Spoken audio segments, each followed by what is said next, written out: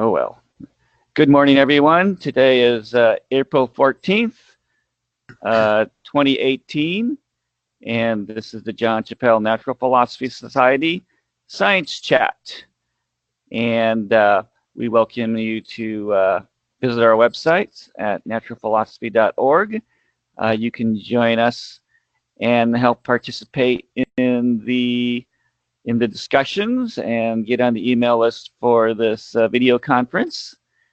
We are now posting upcoming video conferences on our naturalphilosophy.org website. So if you're ever wondering whether there's a conference, just check that website. And you can also join us on Facebook. And we have upcoming a conference, June 27th, 2018, at the University of Connecticut. And this is our flyer for the Critical Thinkers Conference at the University of Connecticut in Stores USA. And this is happening at the Nathan Hale Inn.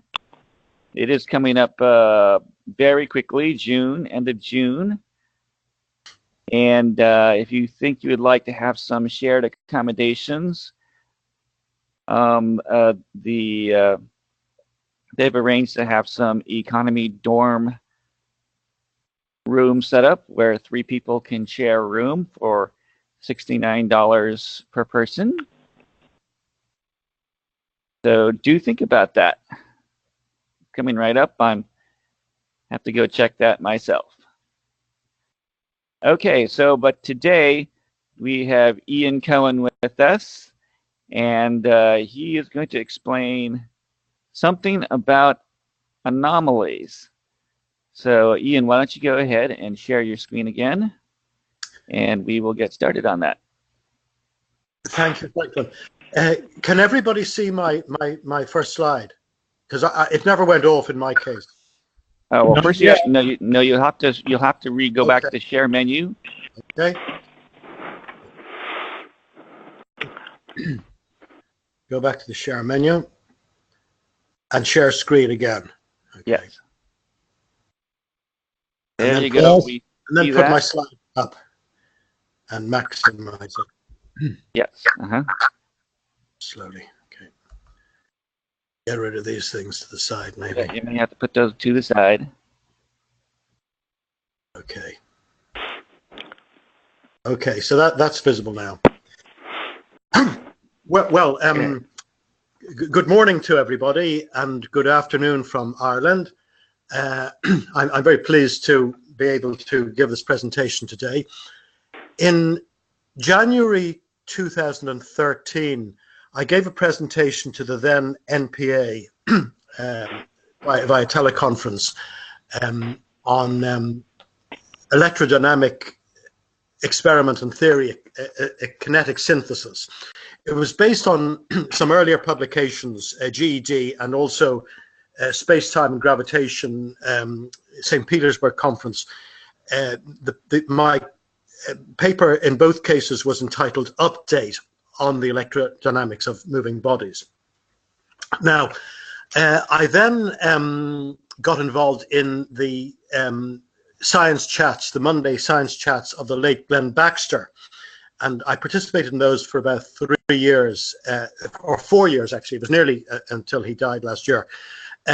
However, I wasn't in a position, excuse me, to participate regularly because I was working at the time, but I actually retired last year, so I have a bit more time to participate, I think, in the CNPS. Now, so a lot of the ideas that I'll be dealing with in the next hour or so were sort of initiated through those discussions, I think, in the Glenn Baxter conferences, following on from the NPA presentation. I have a forthcoming publication entitled the same as this slide, Electromagnetic Waves, Anomaly, No Analogy, which is to appear, I think, in December of this year in Galilean Electrodynamics. That's what they've told me. Well, the import of it is that the modern physics would say that electromagnetic waves are anomalous in regard to the properties and how they transmit um, in comparison with other forms of wave transmission. I think Franklin very pithily called my presentation today something like comparing waves or something, but which is what I'm doing. But I'm saying that electromagnetic waves are basically quite analogous to other forms of wave transmission. Now, funnily enough, my thing is not working now, Franklin. I had this problem before. So I hope I don't have to, it's very odd now. I want to advance to the next slide. So, Ian, this is Harry. Yes. Before you start, Yes. could you do us a favor by explaining your educational background and what you did at your work? Because I think that's kind of interesting. Give us some background, if you will. Okay, Harry. I'm just wondering, shall I do that immediately or sort this technical problem out first? Maybe if you just give me a moment. Franklin, this is the problem we had before. Yeah, probably you're going to have to unzoom and then advance the slide to get it. I tried escaping. How do I unzoom? should know how to do this. So escaping is not causing you to unzoom. So how do I unzoom? I've got a full screen here. Well, escape should do that. Quite so, it should. Oh, I've done it. I don't know. This is okay. There you go. Okay. Well. So now advance the screen. Yeah, I can advance the screen and go back. I hope I don't have to do this each time. But hopefully. Okay. Well, maybe I'll do this and then I'll deal with Harry's. Or you can keep it that way, and that's okay. But yeah, I can keep that that way, and it may actually let's see, it's working. can you The same thing before when we did that, when we went out and advanced it and then went back, it started to work. So I think it seems to be working now. Okay, we'll just keep it that way. All right, so now you can give your explanation of your background. Okay, so I'm not really prepared for this. I don't have the resume in front of me, but I'll try to be succinct and operate from memory. I've always been interested in scientific subjects, I suppose, even from high school, but perhaps it wasn't clear whether I would study science at third level, because I was interested in a lot of other cultural things as well. I was interested in history, and I was interested in other things, English and so on. But anyway, I did end up studying engineering in Trinity College Dublin, and actually at that time the first couple of years were fairly general, so we studied the same subjects basically as mechanical engineers or civil engineers, but I specialized in electrical engineering, and I qualified in that in 1973. We also had to do an arts degree as well, so the two mathematics subjects, pure mathematics, applied mathematics, and economics was the subject. There was a choice, but that was the one most people chose, constituted the arts degree. So we did that in parallel.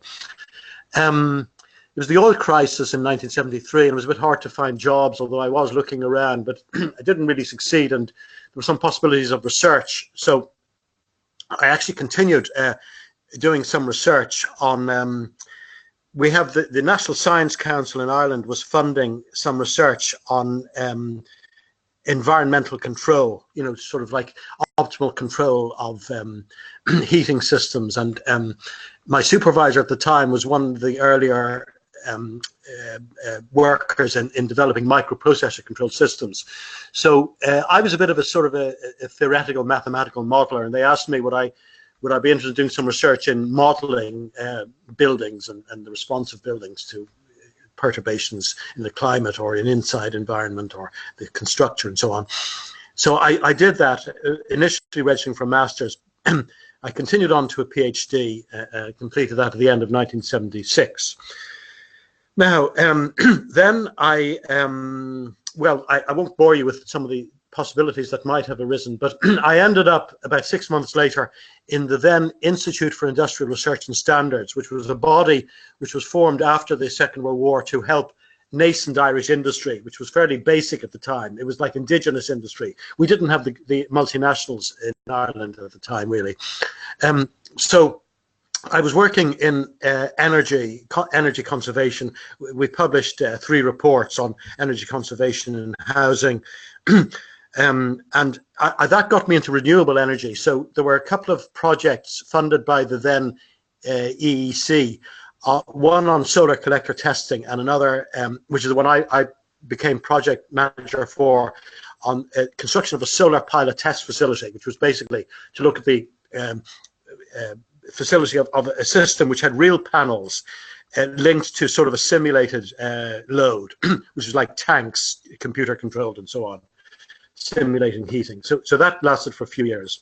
And then I was working more in industrial energy and cogeneration and heat pumps and all that sort of thing, until the mid-1980s, when I was asked to move over to the standards body. The standards division of the Institute for Industrial Research and Standards became more of a standalone item, and ultimately became a separate body, the National Standards Authority of Ireland, which is the Irish equivalent of, say, ANSI, the American National Standards Institute, or the BSI, the British Standards Institution. So, but I went a bit back to my original discipline, away from sort of, thermodynamics and mechanical processes, to electronic engineering. I was dealing with information technology, electrotechnology, and later on telecommunication standards from the mid 1980s onwards, because our telecommunications network wasn't liberalized until 1988, basically 1988-89. So I was working in ICT standards, and basically I've been doing that for 32 years, until I retired last May, the beginning of May, after 40 years in the institute.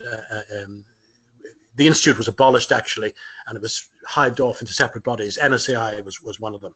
So basically, now, in the maybe about 1984 or so, well, I was always interested in science, as I say, and as an undergraduate, I can remember 17 years old, just finding this business of reciprocity in the twin paradox and all this sort of thing, just incomprehensible. I remember thinking that and writing it down. But anyway, in the early 90s, I got involved in attending some lectures. In 1994, I attended a lecture of the late Alf Kelly, where he was questioning relativity and so on, and he was looking at the Sagnac effect and so on. And a colleague of mine, who's since deceased, was interested also, and he was referring me to John Bell, who also gave a lecture. I didn't actually get to that lecture, but he gave me the paper.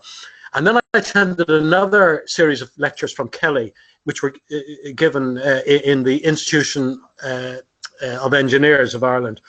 And I got into some email correspondence with him. And just by pure chance, the chief executive of the NSAI, was a sort of contractual situation. He was meant to be there for 7 years. He was actually there for 10 years because he was given extension. But he was actually the son of Alf Kelly. So I got to know them, not terribly well, but I was obviously on first name terms with them and writing. Anyway, that really got me studying all this again. I said, hey, I'd better look at this, And I found some of my colleagues were just dismissive of it. They were saying, well, that's nonsense. We have orthodox scientists who've been working on all this for many, many years, and they disagree. So this must be nonsense. But it seemed to me that there was something in what he said, and I got his papers and I read them, and he referred me to other people like Monty and others. And then I got involved in the NPA, and Greg Vogt asked me to give a presentation, and I certainly I'd like to do that. And then I got involved. I met at that presentation, I think, people like Harry and Nick and Greg, correspondents, and I attended the Baxter presentations, and I've been on and off. Now I'm hoping, from last spring, I was hoping to spend a lot more time on this. This paper actually was written about 2.5 years ago, and it's going to take about 3 years for publication in GED. So just a bit of a warning if some of you are thinking of using that vehicle. But I am participating a little more than I have in the past, and I'm happy to give this today. And if you have any more questions about my personal experience, I'd be happy to answer them. So I appreciate you telling us that, because I think it's very interesting that that we went to lectures by Alf Kelly. I think that's pretty interesting. Thank you for telling us that. Yes, you're very welcome. Unfortunately, he died in 2005, so there wasn't very much time to continue. But I actually refer to him, even in this paper. I refer to some of his publications. Now, this is the only slide I have which has more than a few lines of text.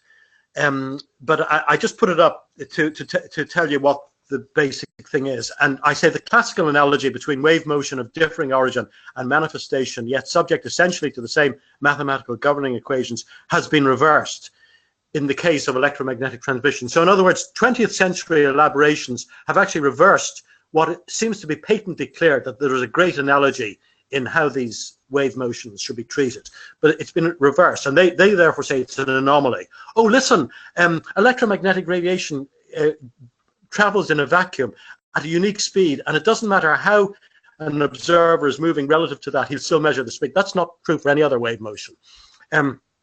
So my paper is going to examine the supposed anomalous behavior, and so I claim find it to be without foundation.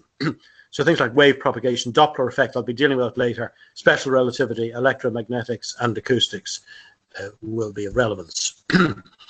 Now, just before I get into the meat of it, this is just some references. The first one is the original GED paper on what I called an update on the electrodynamics of moving bodies, taking the original electrodynamics of moving bodies and just putting update on the beforehand. And then an expanded version of that, which I gave, that was 2003, 2005 in Russia, in St. Petersburg, in this conference. And we have proceedings for that. Many of the papers are in Russian, but some of them are in English. I made a sort of a comment on further on the MMX, the Michelson-Morley experiment in Galilean electrodynamics, also 2010. You can get all these on the web, by the way. There's a repository of all these papers now, and this current one, electromagnetic waves anomaly, no analogy, which they tell me is to appear in volume 29, 2018, which is due this December. Now, actually, I do appreciate that many scientists, both mainstream and dissident, are very much more prolific than I am, and I sometimes, and I hope not too presumptuously, like to quote the motto of the mathematician Carl Friedrich Gauss. I'm doing this with some temerity, I must concede, a great mathematician, one of the greatest of all times. But his motto was about his papers, because he wasn't as prolific as, say, somebody like Euler, who was probably one of the most prolific mathematicians of the 18th century. But he said, "Poca sed matura" in Latin, which is few but ripe. So I'm sorry if I'm a bit presumptuous in saying that, but anyway. Now,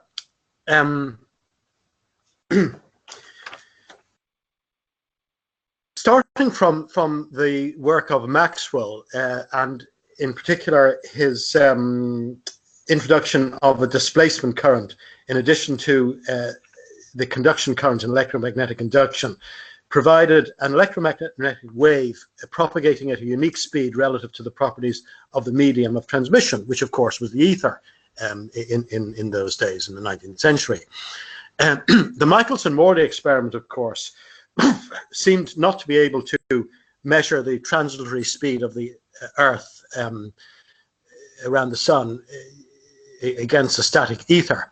The books, of course, we all know, say it gave a null result. It didn't give a null result. It gave something like a 40th of the expected value, which is actually only maybe a sixth, because it's a square root, a sixth of the speed expected. Well, this led to modifications of dynamical theory from researchers such as Fitzgerald in my own country and old alma mater, Lorenz, Dutchman, Lorimer, again an Irishman from Northern Ireland, Poincare, a Frenchman, and resulting in what is later became generally accepted theory, the special theory of relativity of Einstein. Now, they eliminated the ether, certainly with regard to special relativity. Maybe it sort of crept back in general relativity. And this led to the anomalous behavior. I talked about the constancy of the speed of light in all inertial frames, independent of motion of observer or source. And I also talked about the Doppler frequency shift, which we'll be talking about later, where they give a different frequency formula from that, which applies another wave motion. But I say that there are further experiments, very detailed MMX experiments, the Sagnac type experiments, paradoxes like the twin paradox, one thing being greater and less than something else at the same time, as people like Herbert Dingle pointed out, and all these things that we're very familiar with and we're talking about week in, week out, and publishing about.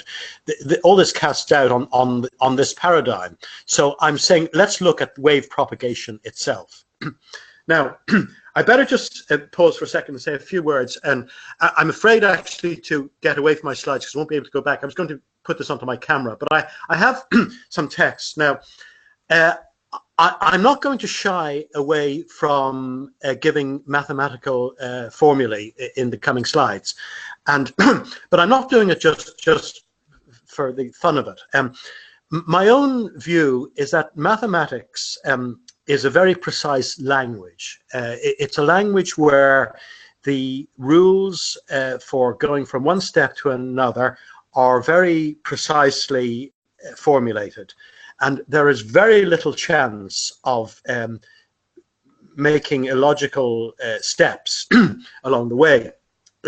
There's much more of a chance of doing that with ordinary language that we use in everyday speech. However, if we start the mathematical demonstration with incorrect assumptions, something that doesn't relate to reality, or illogical assumptions, the mathematics thereafter can be as rigorous as one wants, but it will not stop it being incorrect in regard to reality. It may be a pure mathematical fantasy, but in regard to reality. In the same way, I can use perfect grammar when I'm speaking in English, and I can use beautiful words, and my semantics can be correct, and my morphology and syntax and all that, and everything can be fine. But if I start from incorrect or illogical premises, my beautiful grammar won't stop me speaking nonsense. So I'm actually using mathematics as a tool, a logical tool, but I'm making sure that it's, insofar as I can, that it's where I'm starting from is based on experiment, empirically based. Now, having done that, I have three texts here in front of me that I was going to show you in the camera, but I'll just mention them. For sound, I've used Rayleigh's theory of sound, which is a very good mathematical demonstration. I have analogies in hydrodynamics, so I'm using Lamb's hydrodynamics here. And of course, the third book here is James Clerk Maxwell's A Treatise on Electricity and Magnetism, 1873. And I've just really warned you that I'm not going to waste the next 45 minutes going through mathematical proofs. I'll basically give the equations, which most of you will be familiar with, I'm sure, and I might give the results of the investigation. If necessary, we can go into the investigation some other time, or I can supply you with details. I'm not going to go through all the proofs, but I'll give you the starting point and the finishing point. But before starting out with the first equations, I'd just like to read something which I think is quite telling. In Lamb's Hydrodynamics, which was first published in 1879, I have the 6th edition here in 1932, and he says the following: the subject has in recent years received considerable developments in the theory of the tides, for instance, and in various directions bearing on the problems of aeronautics. And it is interesting to note that the classical is in quotes, hydrodynamics, often referred to with a shade of depreciation, is here found to have a widening field of practical applications. Well, that was in 1932, and it's possibly still true today, but I think you will glean any hint of depreciation in my speech will not be for classical physics, but possibly for the physics which emanated post-1900. So, okay, so let's get started with all these equations now. So the first thing there is just the well-known wave equation. And I have it in one dimension, so we're talking about planar waves here. Here's my cursor.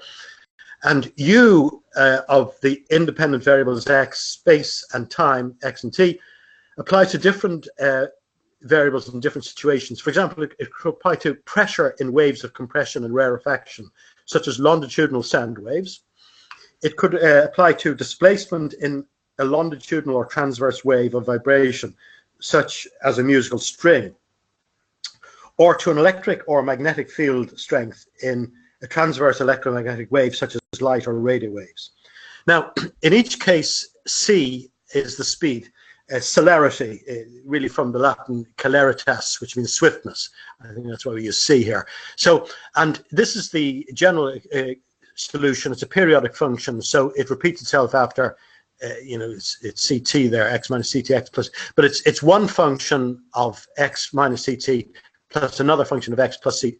You could actually start with that and you could derive that, or you can derive that from sort of the physical principles.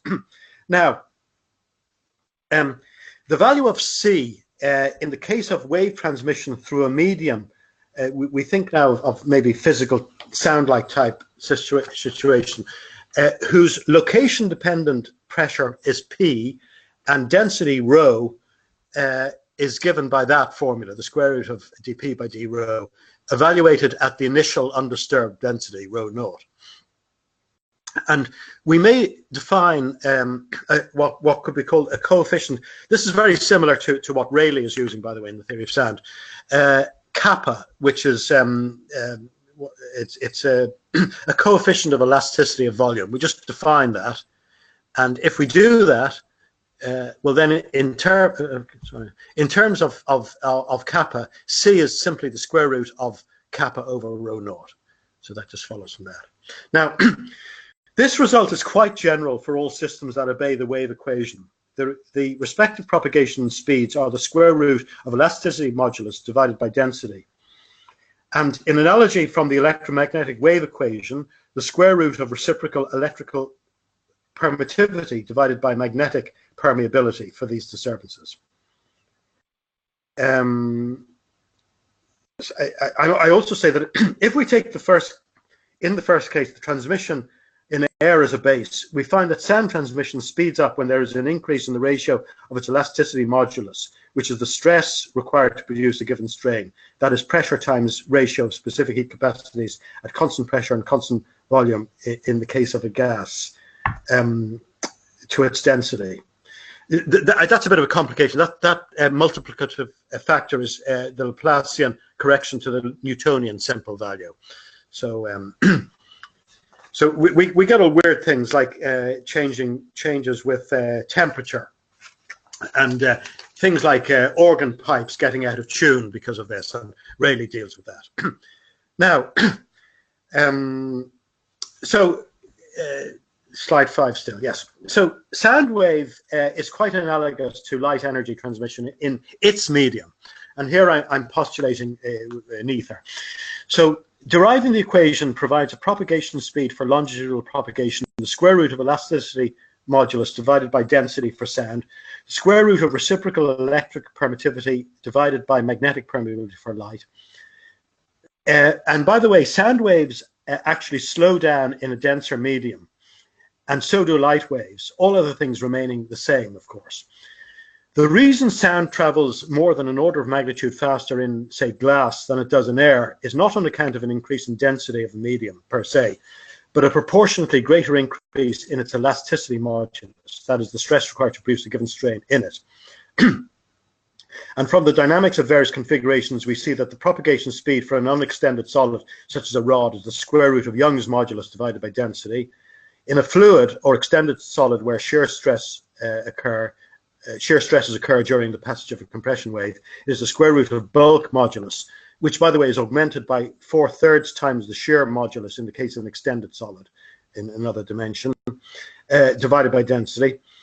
And for a vibrating string, it is the square root of tension divided by mass per unit length.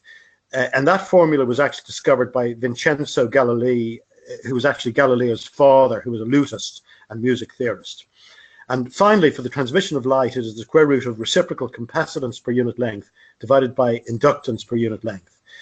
the analogies here are all quite apparent. Same mathematical functions and just different applications. Now, what I call generalized celerity.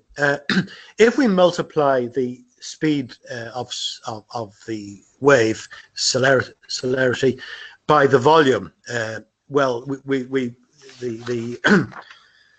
the stress multiplied by the volume is basically the energy, and the mass multiplied by the rho, the density multiplied by the volume is the mass. So we get C is equal to the square root of E over M.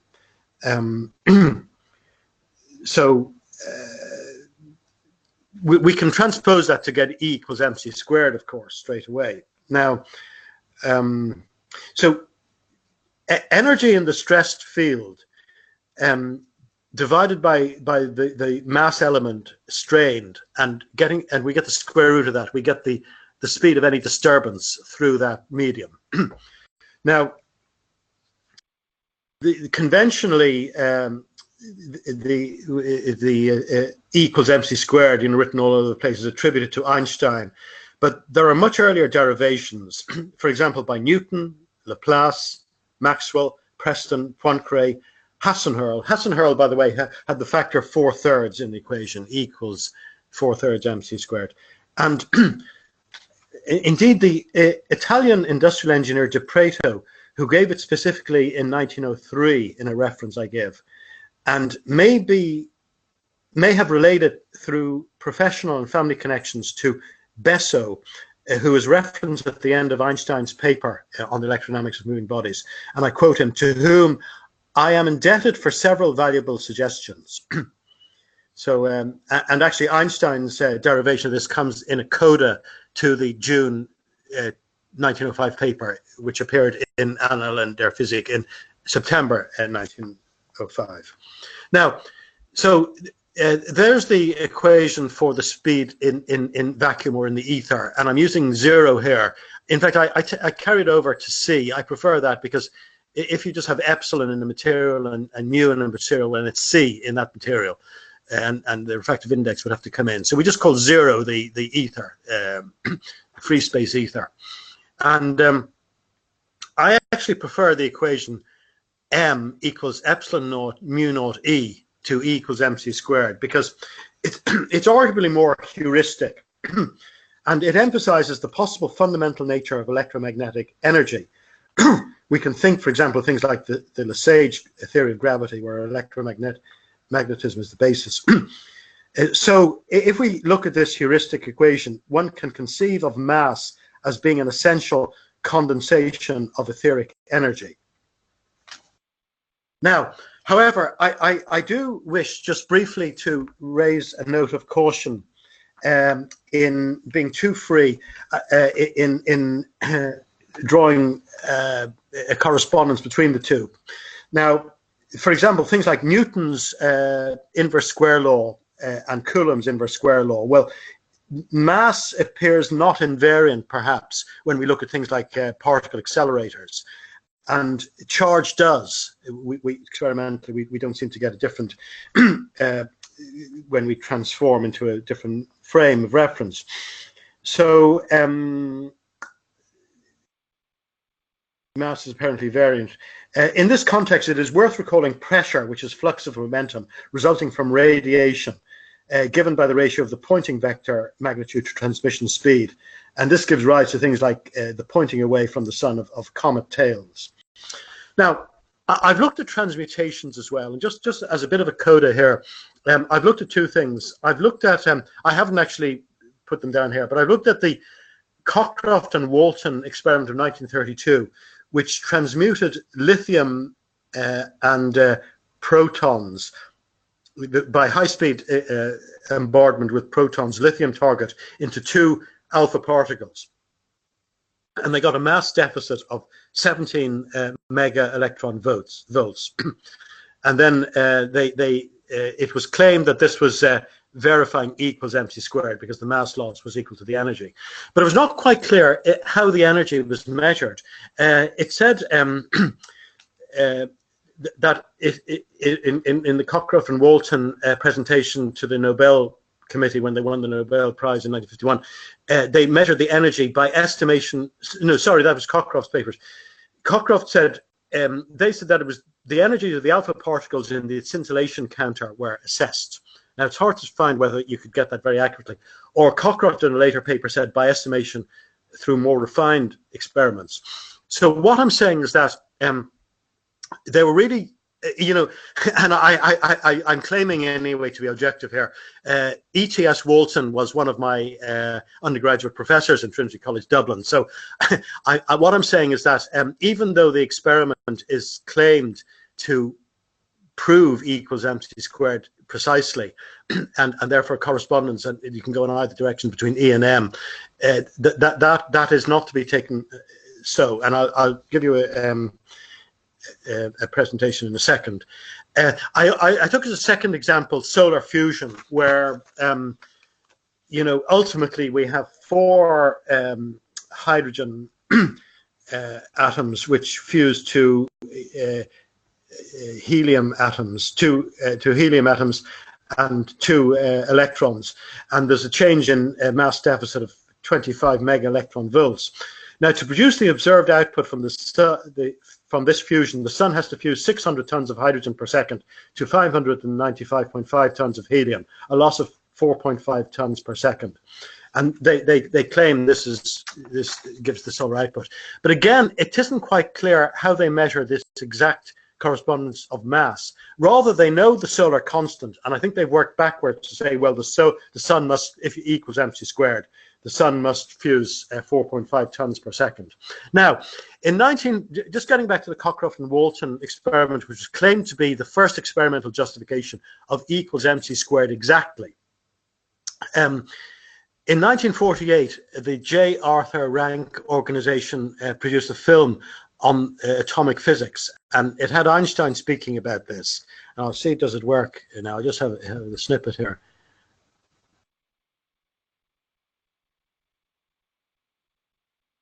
It followed from the special theory of relativity that mass and energy are but different manifestations of the same thing.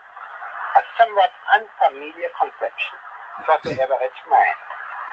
Furthermore, the equation E is equal mc squared, in which energy is but equal to mass multiplied with the square of the velocity of light, showed that very small amount of mass may be converted into a very large amount of energy, and vice versa. The mass and energy were in fact equivalent, according to the formula mentioned above. This was demonstrated by Cohen and Walton in 1932 experimentally. I presume everybody heard that, Franklin, yes? Okay. Yeah, we got that. Excellent, right, just in case. Okay, so all I'm doing here is just introducing something to say that, you know, there is a heuristic way of looking at this mass being related to energy. But I mean, there could be some factors in there, E equals K mc squared. Maybe the 4/3 factor of Hasen-Hurl in stress, it could appear in certain cases. And experimentally, we've only just found that there is a correspondence, that there isn't an exactitude, and certainly that you can move from one to the other and back again. So that was just a little caution there. Now, I go into the ether, and I'm modeling this as an infinite transmission line with discrete components of inductance L per unit length and capacitance C per unit length, parallel series. Now, ideally, sorry, this is ideal. In actuality, you will always have a small series resistance there and a small conductance G, say R there, and G in parallel, because you know, by the first and second laws of thermodynamics, we don't have a perpetual motion machine, so it's not lossless. And in general, there'll be some leakage through the parallel conductance G and some loss through the resistance R. Now, if we take them both to be zero, we get this, but I will be reintroducing those later. In fact, what I do, I'll just mention it now, so it will be imprinted on your mind when we come to them later. We talk about epsilon naught is like, the capacitance per unit length, and mu naught is an inductance per unit length. I'll be talking about rho naught will be a resistivity per unit length there, and I'll be talking about sigma naught, which will be a conductance per unit length there. Anyway, we can quite easily, by just playing around with the equations, get that equation giving the celerity of a wave which is actually moving through that transmission line. Now let me see. Yeah, and I haven't done it here, and I haven't even quoted the formulae, but you can easily write down the voltage and current equations, and you can get the characteristic impedance is the square root of mu naught over epsilon naught, something like 377 ohms, and C naught is 1 over the square root of mu naught epsilon naught, which is the 3 by 10 to the 8 meters per second approximately, vacuum speed of light. Now, just mention something that we've talked about a bit before. I say that a correct distinction has been made between the relatively slow diffusion of electrons calculated to flow through a wire and the open space electromagnetic transmission speed along a line. And it has been stated that the latter determines transmission delays in electrical conduction, although various views have been expressed in relation to it. For example, the question of its always traveling at light speed or less has been debated, to say nothing about the nature of such conduction in the first place. Ivor Cat, for example, has built on Heaviside's reversal of the conventional conception, viewing a conductor as a facilitator for electromagnetic transmission rather than for current, and views Faraday's notion of induction as in reality a crosstalk between conductors. Now, be that as it may, it is clear that something in such circumstances travels very rapidly indeed through hardwired circuits. I have some references here that endeavour to show that by the middle of the 19th century, and indeed in more recent times, the speed exceeds the speed of light. Now, it is contended that just as sound speeds up in an increasing elastic medium, so should a transmitted electromagnetic wave. It is as if an effective inverse permittivity is increased over that of the ether. Now, I also mentioned something I've thought of myself. Common experience demonstrates the lack of transmission delay in using landline communication alongside that of wireless. We notice maybe in a television broadcast or something like that where there's a delay. And you say, well, this can be accounted for by calculating the delay for the electromagnetic wave to get up to its satellite and back again. No, even after taking that into account, there's still an excess delay, which would seem to indicate that the hardwired electrical signal is going at maybe 100 or 200 times the speed of light. So, I put that forward for you. So therefore, the physicists now who say we know all about these things and we know what speed they're going, and there's a slow diffusion of electrons through the wire, but it's going at almost the speed of light. We actually don't know any more than Maxwell did. And he said, and I'm quoting him here now from the book, as to the velocity of the current, we have shown that we know nothing about it. It may be the 10th of an inch in an hour or 100,000 miles a second. So far are we from knowing its absolute value in any case that we do not even know whether what we call the positive direction is the actual direction of the motion or the reverse. Okay, now, right, just looking at the time now. I just give one quick thing here. If we have the speed of the electromagnetic wave in a medium m related to that in free space, we get that, we call that the refractive index of the medium, and that it can be expressed in terms of the relative permittivity and the relative permeability. So that's just simple equation play around. Now, if we do that, well, we find it's a bit it's actually frequency dependent, and for water it is about 1.3 at optical frequencies, whereas in an electrostatic field it is about 9. and we can talk in terms of real and imaginary relative permittivity, but I'll skip over that because of speed. And I'll get directly to this thing.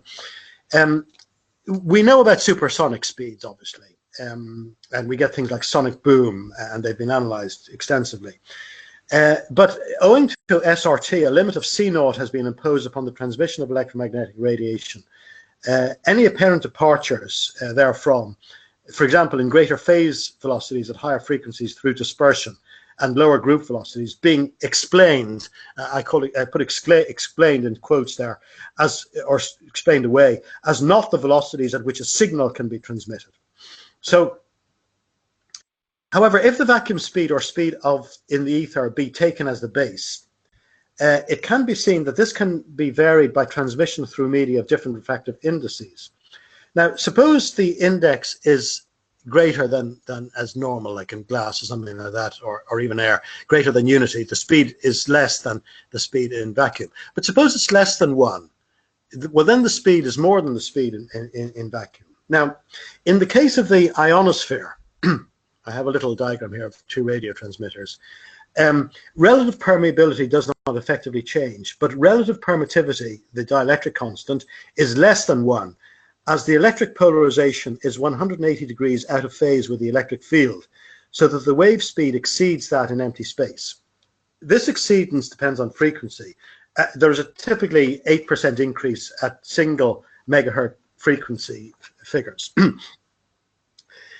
This is actually what bends waves entering the ionosphere back to Earth and permitted Marconi, completely against establishment predictions in 1901, successfully to transmit non-line of sight radio signals between Cornwall and Newfoundland.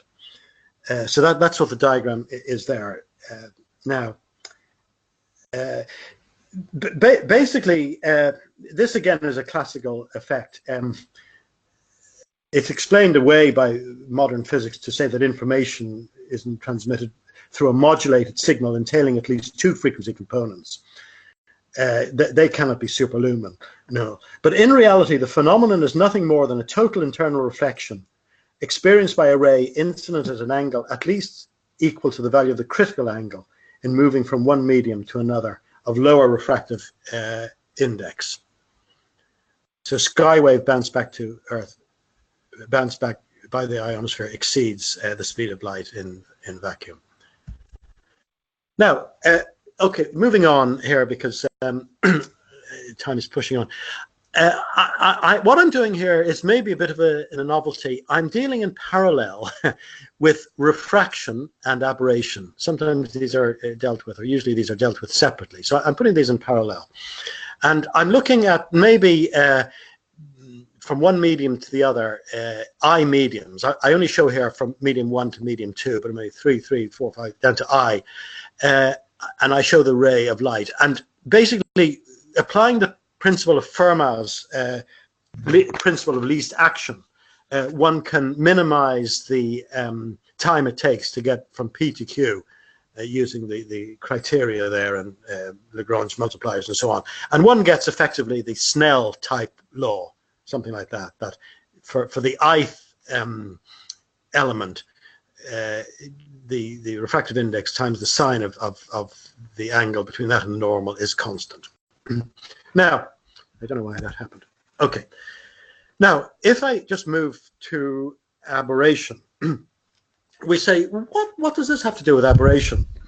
Well, the puzzling situation existing at the end of the 19th century and beginning of the 20th century was that a Stokes-type ether, largely entrained, though having regard to some drag, such as that observed by Fizeau in moving water, explained most observations, but seemed to be, for example, it'll explain the small results of the Michelson-Morley experiment, but seemed to be quite at variance with the phenomenon of stellar aberration as observed and explained convincingly by Bradley, which seemed to imply a static ether about the Earth to show up the Earth's orbital speed around the Sun.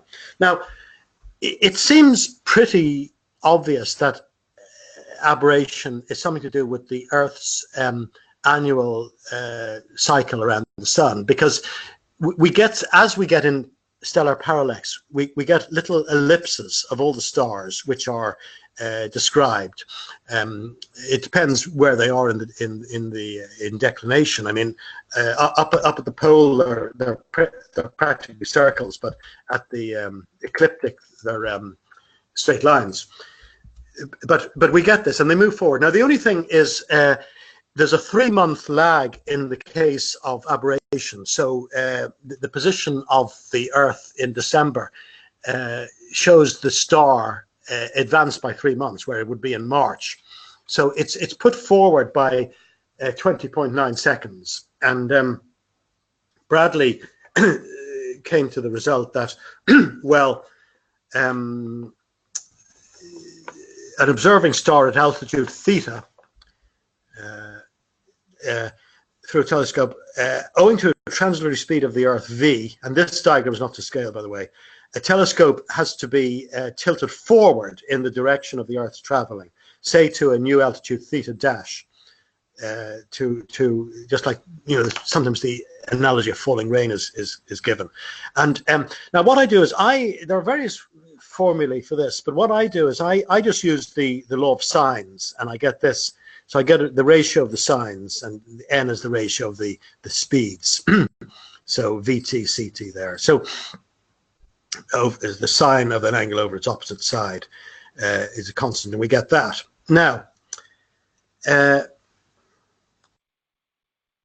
I say this is a sufficient analysis of a phenomenon due to the motion of the observing telescope during the time it takes the observed light to travel down the tube. And it is not simply a reciprocal phenomenon. So if the Earth were stationary, you wouldn't actually get aberration. Now, I know people have talked about reciprocity and geocentric and heliocentric things, but aberration is essentially a function of the moving observer. This has been shown, for example, in observation of binary stars, where the motion of the star it makes actually no difference to the measurement of the aberration. Now, and relativistic determination says it's just the relative speed which actually determines it. This is incorrect. It's actually the speed of the observer. No telescope motion during the light passage through it leads to no aberration effect when the star, not the observer, is moving. And I say Earth's orbital motion results in the apparent traverse of a star of an ellipse with maximum displacement over a year 20.50 arc seconds. And it depends where you are as to how you view that. Now, it should also be noted that starlight, unlike light generated on Earth, is not effectively carried by the Earth's coordinate frame in its solar orbit.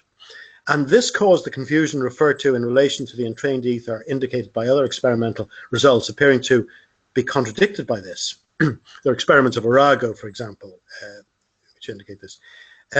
Now, expressing the formula in terms of aberration angle, which I've done, and new apparent altitude, shows the same sort of form of equation, you see? The similarity of or complementarity, if you wish, of these equations, we can then pronounce that both refraction and aberration admit of the same type of angle modification formulas. And similarly, light striking an effectively entrained ether from another outside will experience an effective deflection that will compensate for the relative movement between these ethers.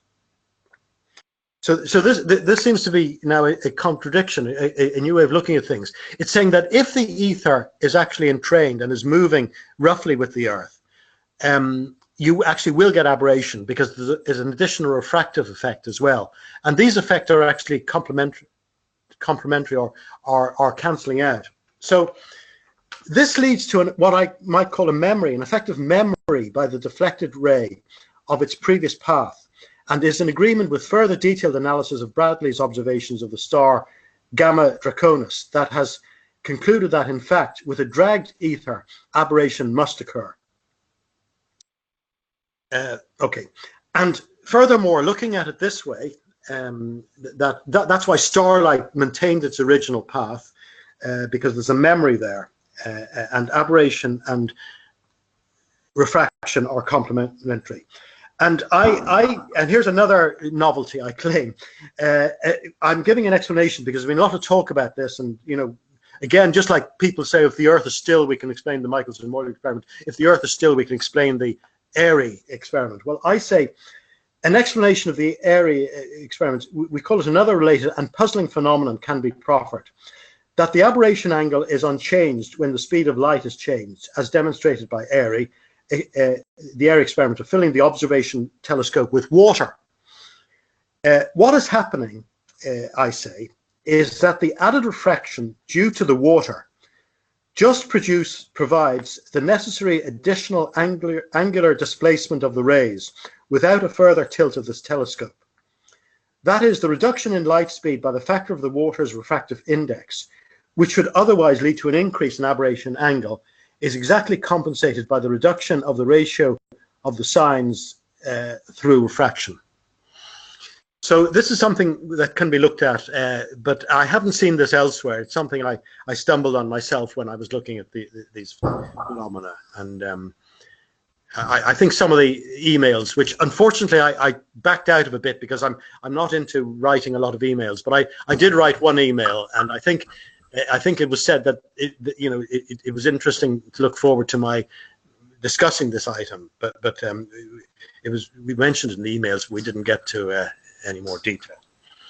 Now, I talked about non-symmetry between source and observer when I talked to it just there in the case of aberration. Now I'm going to talk about it again, and here my penchant for parallelism comes in again. I'm going to put two diagrams which are usually considered separate up parallel to each other. The first one is the Romer quadrature experiment. It's not the usual syzygy experiment where the Jupiter was on opposite or the same side as the Sun as the Earth, and actually possibly that syzygy experiment should be attributed to Huygens or perhaps Cassini, who were maybe did it before Romer. But Romer did these quadrature experiments, so also which are not really reported in the textbooks.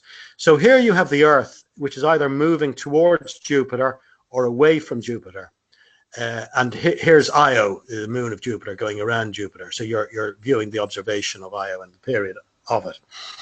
Now, so this is the quadrature because the Sun is there and the Earth is making a 90-degree angle between Jupiter and the Sun, negative or positive quadrature.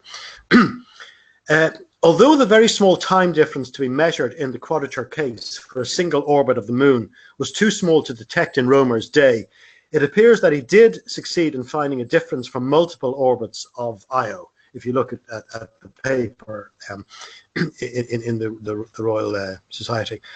And in any case, the result has more recently been verified through radar ranging of the planet Venus with the Earth, either traveling towards or away from it, by people like the American Brian Wallace, who died some years ago. But he attended a previous St. Petersburg conference to the one I attended some years before I did. So he's done that, and we've noticed differences in light speed depending upon whether the Earth is moving towards or away from the source of the light speed. In this case, it's the illumination of Io by the Sun. So that contradicts the theory of relativity. I mean, it's either right or wrong. Now, okay, here's the other one. This is just the Sagnac experiment where you split the beam of light in opposite directions, and you first of all have a static turntable, and you get no interference fringe when they recombine. But when you start moving it at a small number of revolutions per minute, revolutions per second, and it's reflected in mirrors, reflected back to the interferometer, you get a fringe shift. So what have these things got in common? Well, the time difference in traveling rays in a Sagnac type experiment in a splitting disk is basically that, you see, because the c is not in the actual effective speed is not constant. It's either c plus or minus omega r, where omega is either the Earth's speed there or the speed of the turntable here, and r is the radius.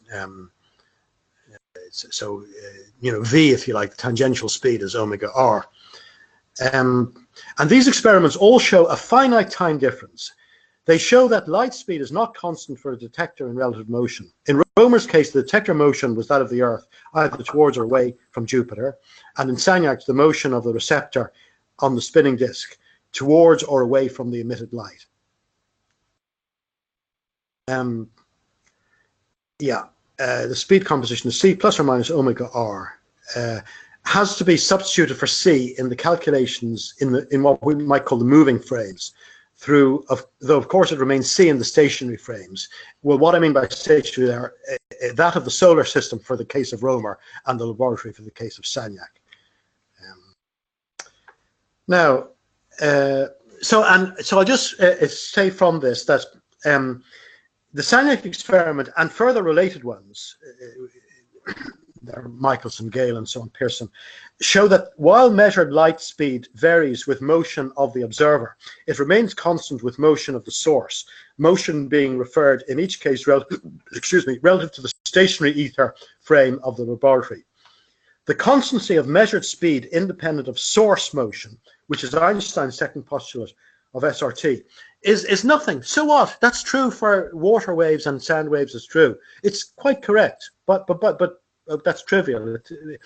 But it must be qualified by no motion of the ether itself being present with respect to the observer. Because obviously if the water is moving itself, or if the gas in which the sound is moving is moving, and I maintain if the ether is moving, you'll have to deal with it hydrodynamically, and we'll have to introduce a total derivative, which we instead of calling small d by dt, we call capital D by dt, which is Stokes's notation, which is the d by dt plus the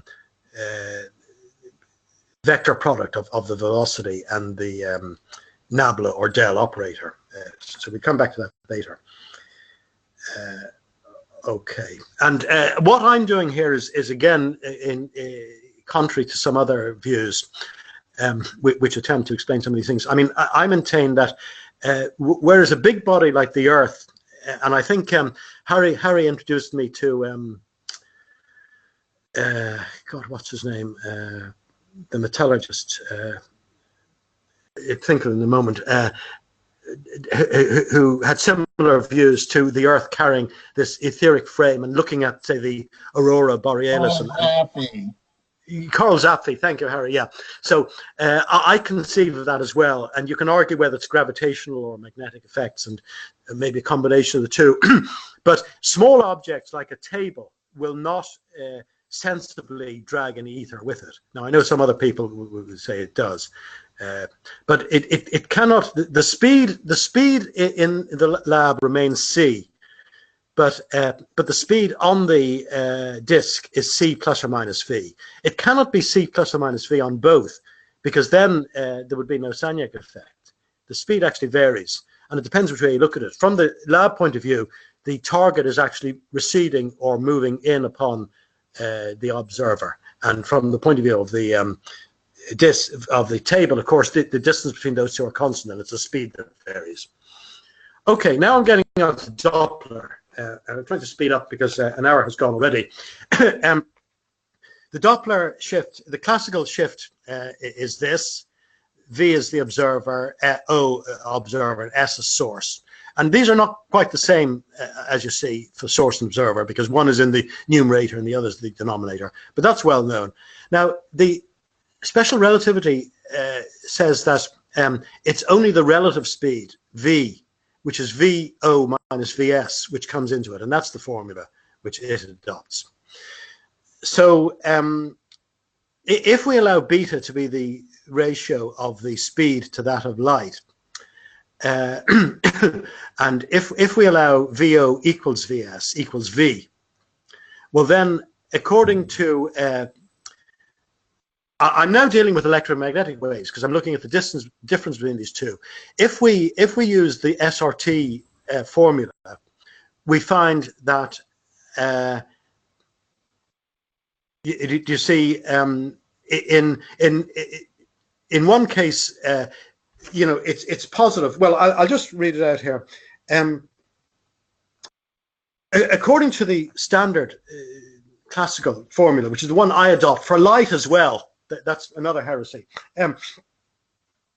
For purely source motion, both observed frequency and wavelength vary, while wave speed remains constant. So that's, if you like, the second postulate again. For purely observer motion, however, both observed frequency and wave speed vary, while wavelength remains constant. Now, okay, right. By the way, this relativistic formula is frequently written as something like C into 1 plus V over C, because it's almost like a sacrilege to put C plus V or C minus V into a formula. So they'd like to disguise it, but it's exactly the same formula. Now, okay, so we have in one case you have a positive value for closing in, and in another case you have where the source is coming in. So basically, if V naught equals Vs equals V, that and there one is moving in one direction, one is moving in the other. So there's no relative speed between them. Well then, sorry, that minus sign will change to a plus sign, because say VO is moving away from the source.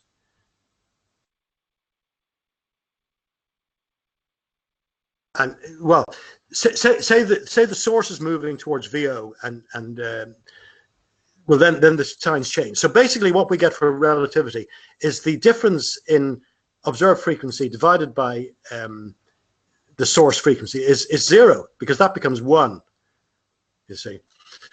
Now, however, if we look at the classical formula and we just do a bit of arithmetic, we find it actually, because of the asymmetry of it, it's 1 over 1 minus beta minus 1 over 1 plus beta. We span that binomial theorem, we get approximately beta squared. Now, so for example,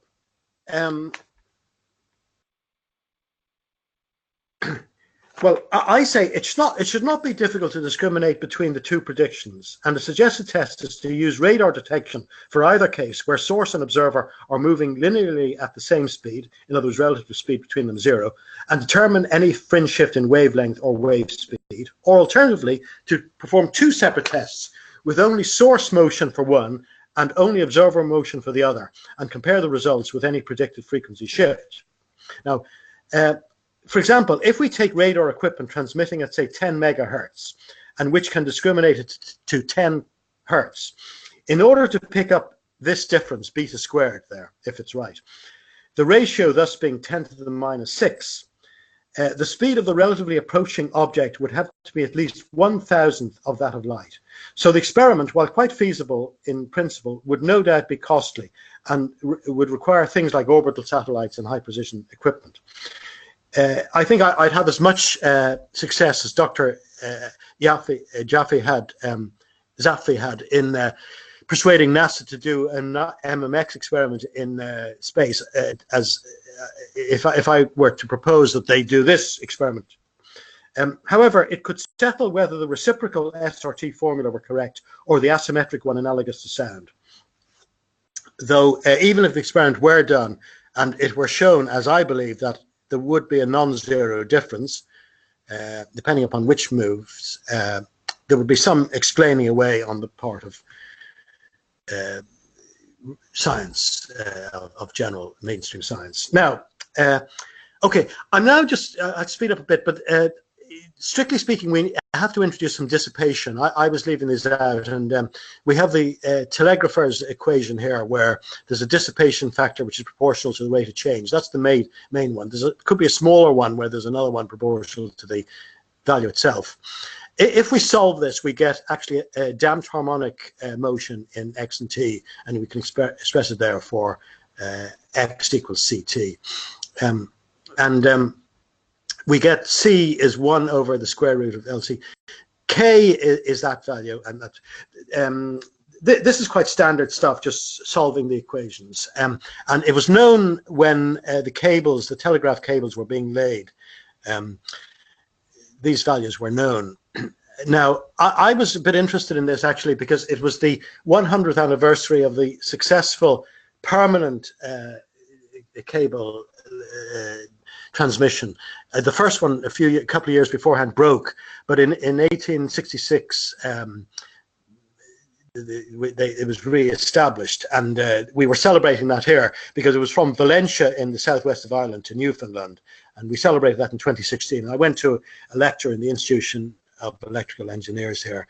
It was quite interesting on this. So anyway, but these values were well known, and you can see that the damping factor depends on, remember I talked about the leakage in the value to Earth and the loss in the parallel things, and these two values. One of the contributions of Heaviside was that these values were not necessarily equal, and what you should do actually is you should make them equal to minimize distortion, so you could actually increase the resistance in the series inductance value to make it equal to the loss, the leakage rather, to reduce distortion.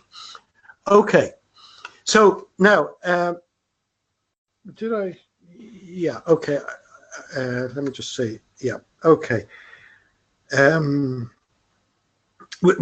example, for plane waves in sand, the damping coefficient, according to Rayleigh, K is 4/3. This factor 4/3 comes into a lot of these equations. 4/3 of nu omega squared over c squared. Nu is the kinematic viscosity, omega is the circular frequency, and c is the speed.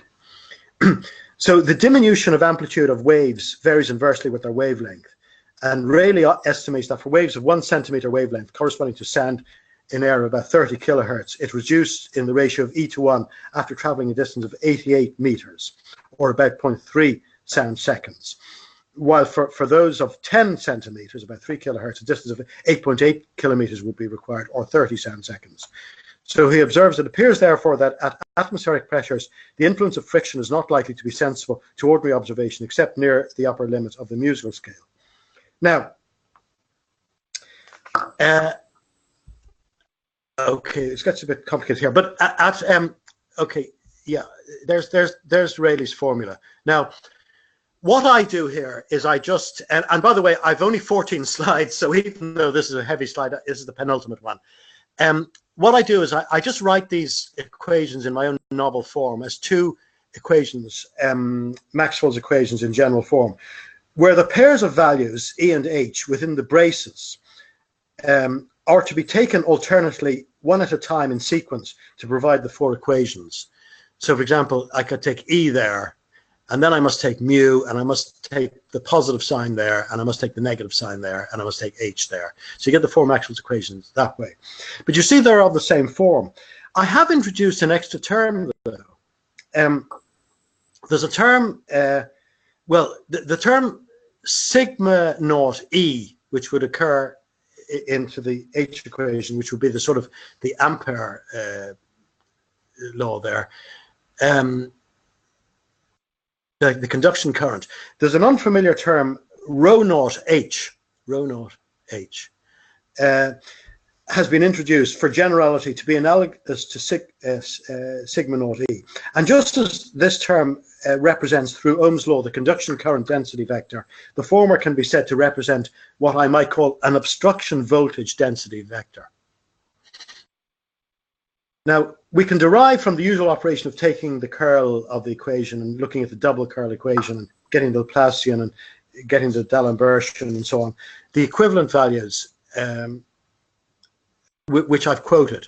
But at electromagnetic frequencies, it's actually the G term. Now, remember, in the modeling of the ether, the G, or the sigma, is the sigma leakage to Earth, whereas the rho naught is the loss.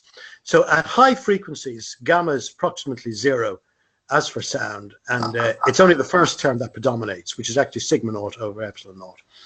And what I've done there is I've used the redshift data. This is where the Italian scientist Monti has analyzed this, and he looks, assuming that the loss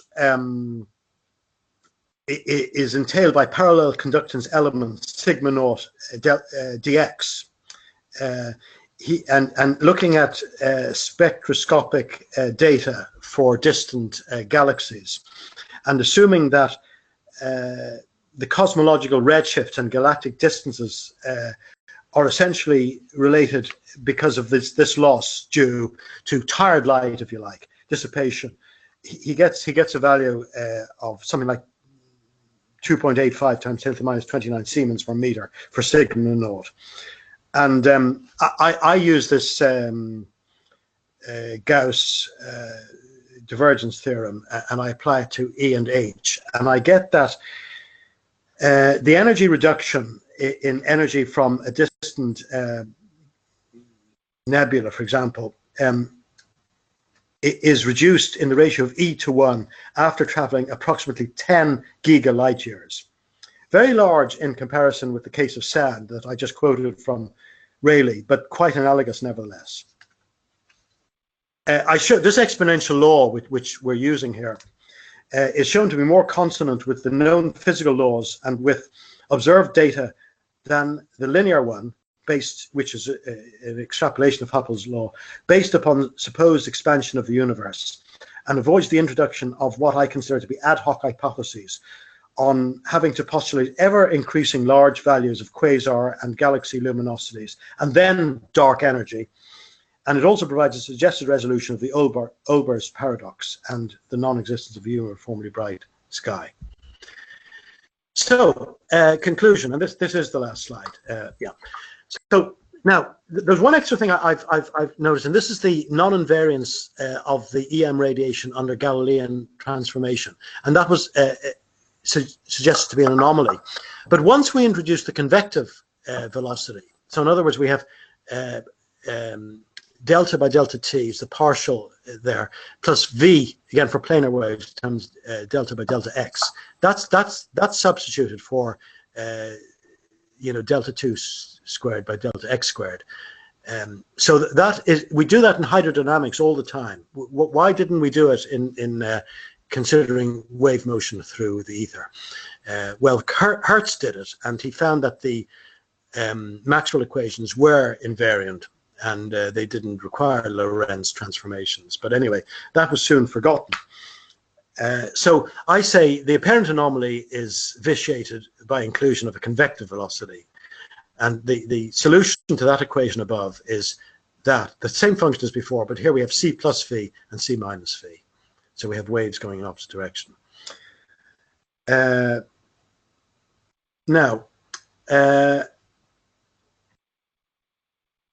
Okay, the Lorentz transformation can thus be thought of as really only an adjustment tool, fudge adjustment tool if you like, be a bit less kind, to preserve invariance required if a convective term be omitted from the analysis. By the way, it has quite considerable significance that this type of transformation was first devised not by Lorentz but by Voigt in connection with his analysis of the Doppler effect in an incompressible medium using the standard wave equation. His transform was the same as Lorentz's, though it didn't have the scale factor in the x and t directions but in the y and z. However, it had the same effect in preserving invariance. Now, the properties of the physical medium for EM transmission correspond, I hope I've maintained, reasonably cogently on a one-to-one basis for media of other waves, such as those governed by the same equations, such as sound waves and water waves. I say apparent contradiction between entrained ether and explanation of MMX and aberration eliminated, as the former must lead to the latter. I don't even know how the mainstream claim that. If you say, look, there's a conflict, you say you should get no result in the MMX. So why do I get a result in aberration? Well, they just say there's no ether. That's the end of it. I don't know how they explain it, But treating EM radiation analogously to other waves leads to a more rational description of phenomenon. So I'll just finish off by saying that the whole confusion here was the apparent contradiction of all these things. And you had people like Stokes and Fizeau earlier, and Lorentz even himself. And they were leading, and Larmor and Poincare, they were leading quite far, but they didn't make that extra step of seeing that the aberration equations must actually give an aberration in a moving non-static, in a dragged ether. So this led to a rejection of any contraindication, such as Miller's detailed experiments later, because they said, well, you shouldn't get any results. And it is as if, and this is, I raised this out because I was asked to raise this by some of the emails, it is as if, to postulate another hypothetical scenario, investigators had been convinced that the medium for sound transmission, which say air in a closed moving vehicle, did not essentially travel with its surroundings. And having performed a Michelson-Morley type experiment with an acoustic analog and finding no, as I believe they would, no apparently significant difference in transmission times between the orthogonal paths, posited a new theory of relativity with Lorentz type transformations based upon the speed of sound and consequent universal speed limit of Mach 1. It's absurd. And I just talk, about some slippage occurring and things like tidal locking with the Earth's revolution, and giving you more precise figures, and according with the figures given by the Michelson-Gale experiment in 1929. Maybe I'll quote my finishing sentence. I say, but what a tangled web would no doubt then have been woven, containing other paradoxes and singularities analogous to those that are now part of established physics. In reality, horror vacui in Aristotle's terms, and nature appears similarly to abhor rather than revel in paradoxes and singularities. So I leave it at that. Thank you very much for your attention. Can I get back to not sharing my screen? All right, that's great. I hope it didn't take too much time, Franklin. I tried to. No, we have time for questions and answers now. So if you have some questions, fire away. Harry, did you have some questions? I got lots of questions, but I suspect other people might be better off asking them first. All right, I'll give the other people a second to come up with their questions. Other than that, why don't you just ask one at a time, since I don't think anyone else wants to do it right now. So one question, we'll get it started. Still trying to get my thing back. So Ian, I'm gonna start this off by saying I take it that you are you take the view that light or EM radiation is a wave and not a photon. Right, that is a good question, Harry, and my quick response is yes, your assumption is correct, that follows. However, you might have noticed before that I don't get very excited about models. I mean, the photon model might be useful in certain circumstances. Whether it is ultimately true, I don't know. I tend to think that the wave model is more near to reality. But I wouldn't rule out using the photon model for certain reasons. What I don't like is the modern physics of saying that they're both equally true. I understand that. That's kind of, yeah. Absurd, isn't it? Yeah, I think we agree. Well, it kind of present it. I personally view it as more or less a confession of ignorance. Yes. Well, we do have some people who do point out that the EM does seem to be different. For example, when we annihilate a positron electron, we get out these two gammas, which are definitely two very distinctly detectable things that look like particles, and they claim that as being a difference that doesn't seem to act at all like a wave.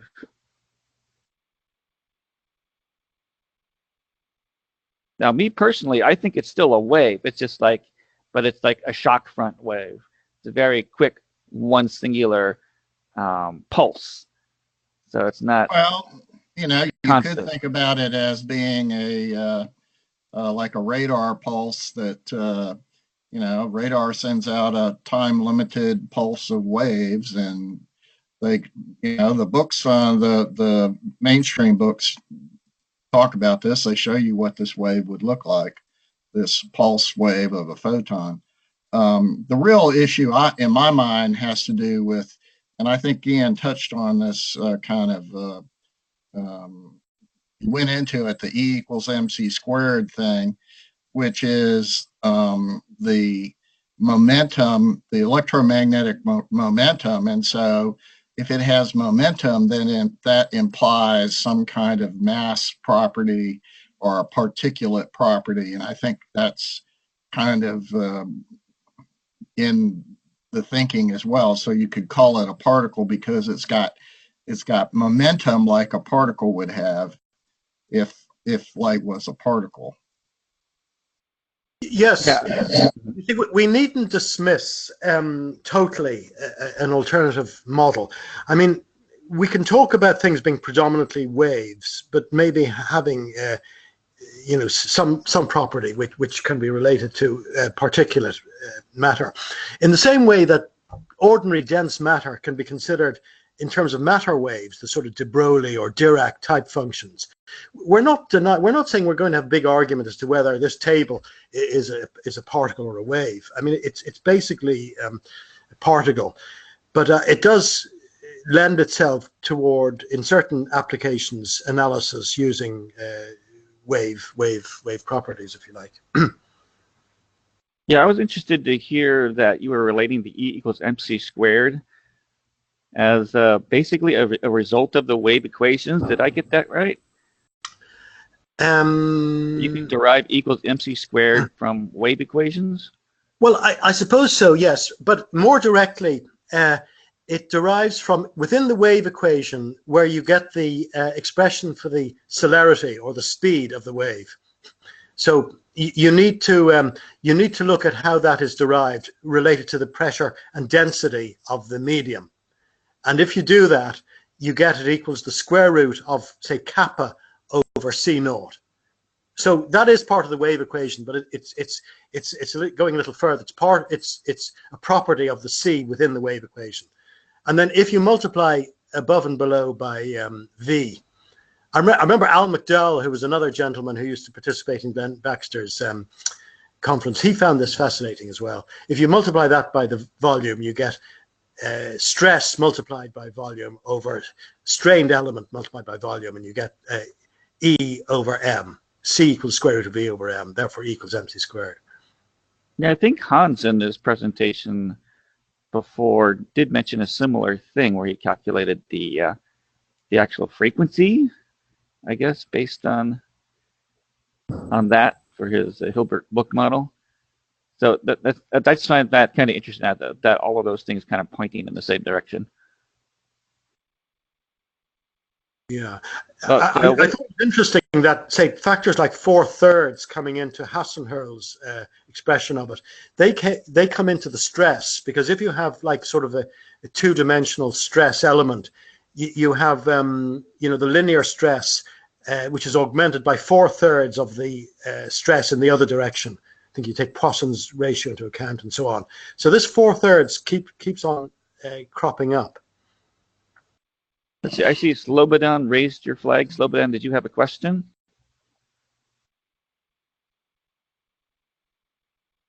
Let's see it, but it doesn't look like you have a mic.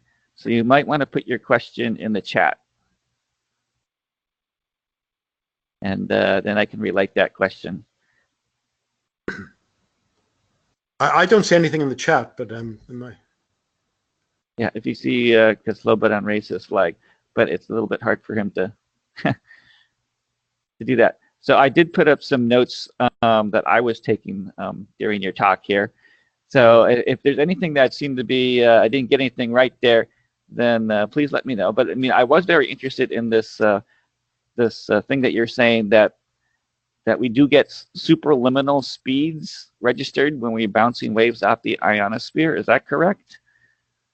Yes, What is superluminal wave speeds, yes.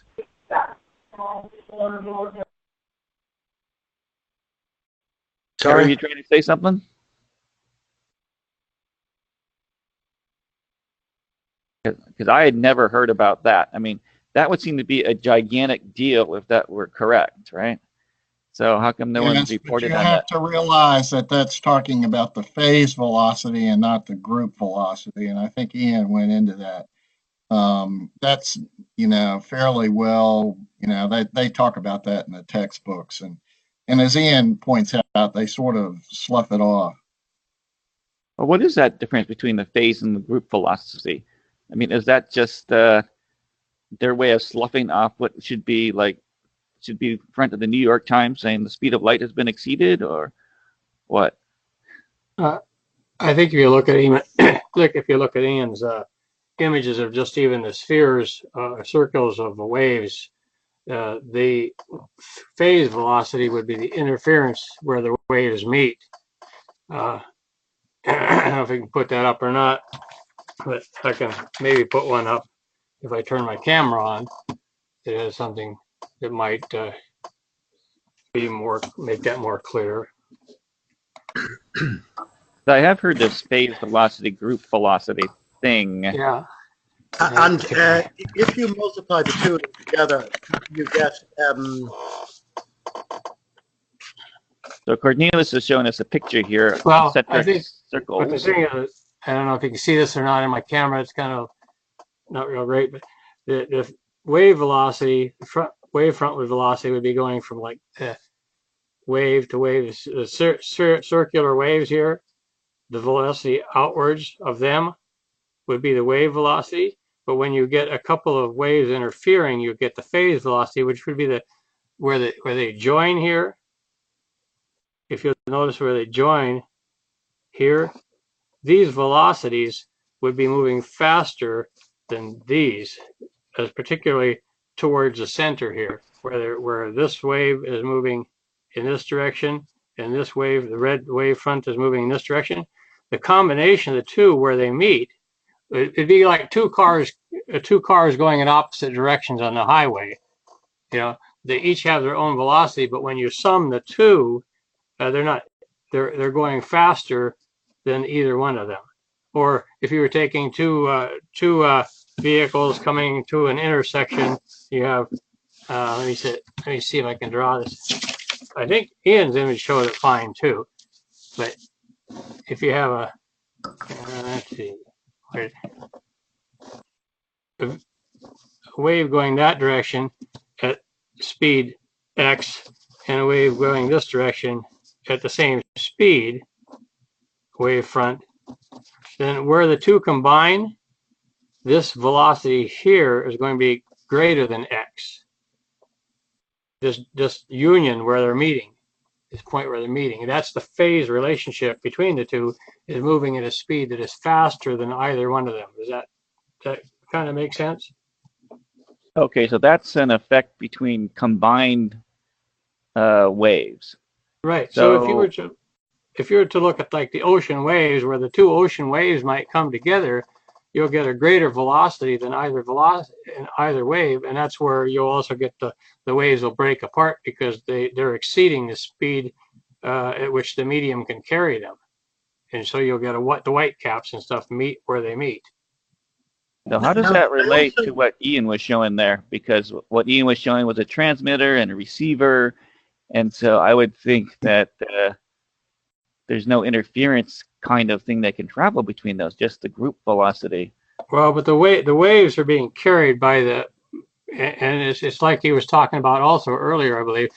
He mentioned that the velocity through a wire was actually faster than the velocity through the air, because the wire was actually a guide for the waves and not necessarily a carrier so much. I mean, most of the electromagnetic propagation was happening outside the wave. So the wire itself acted like the point where it maintained this union where the two come together, but the waves themselves are traveling outside of the wire. Well, even that being true would be very, I've never heard that the signal in a wire travels faster than the speed of light. I mean, I've never heard of that. Is that true? I think Ian mentioned that at the beginning of his talk there too. And, I maybe give you a reference on that. I'm just looking for it now. I might give you the modern reference. Here in a second. Because all these violations of the speed of light, are very interesting, and that the mainstream would have a hard time. There was a gentleman by the name of Milnes, M-I-L-N-E-S, H.W. Milnes, who wrote an article, Faster Than Light, with a question mark, Radio Electronics 54, 1983. Now, what he did basically is he did a lot of experiments where he wrapped, he made up these frames, and he wrapped all the cable wire around the sort of like very tall building many, many times.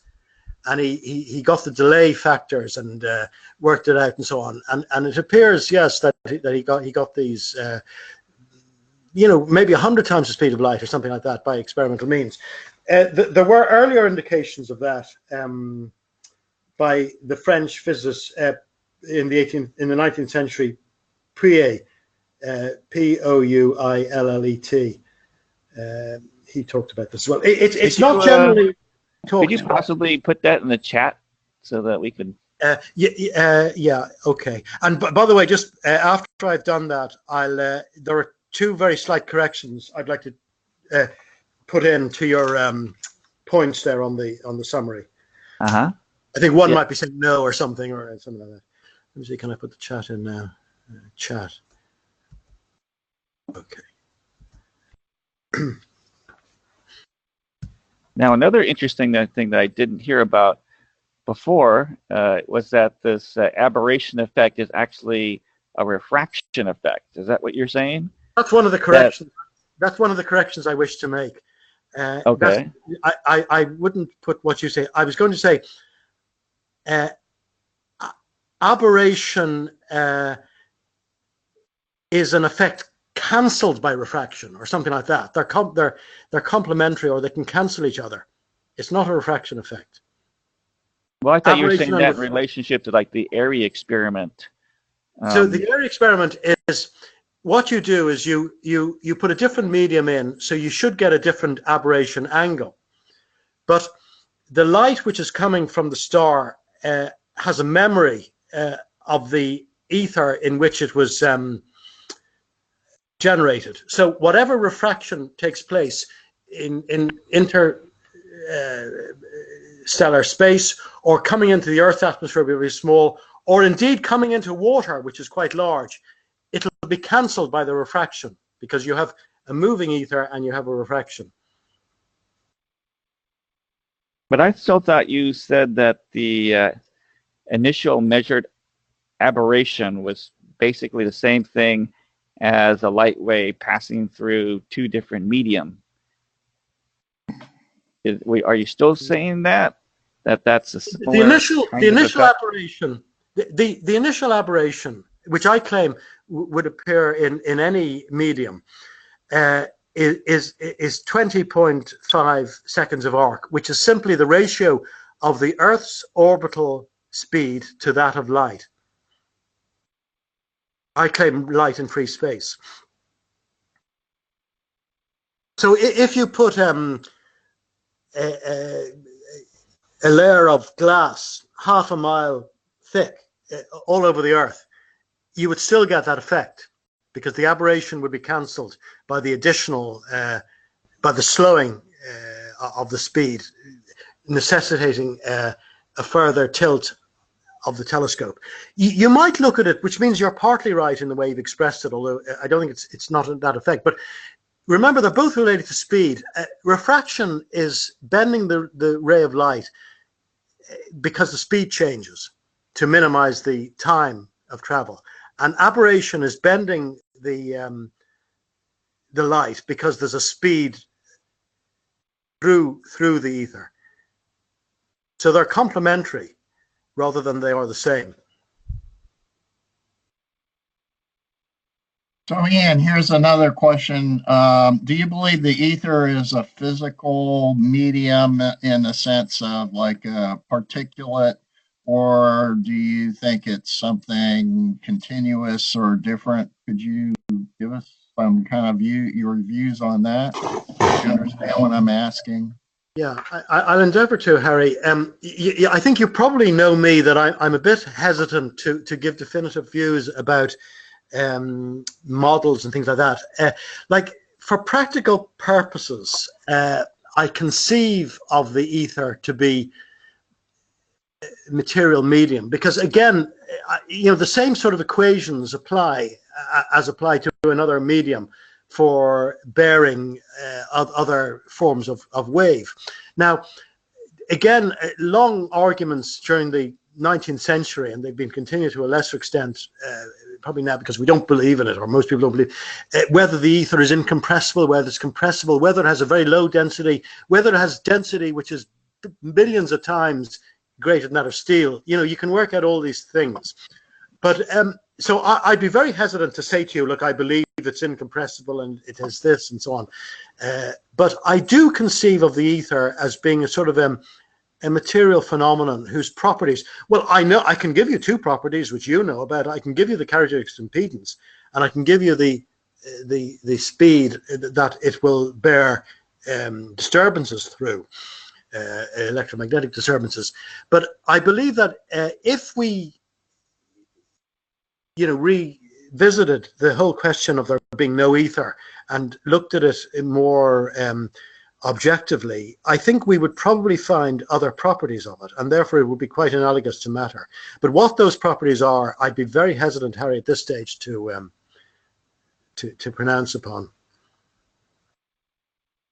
Because I think your own view is that you tend to dispense with an ether, I think, don't you?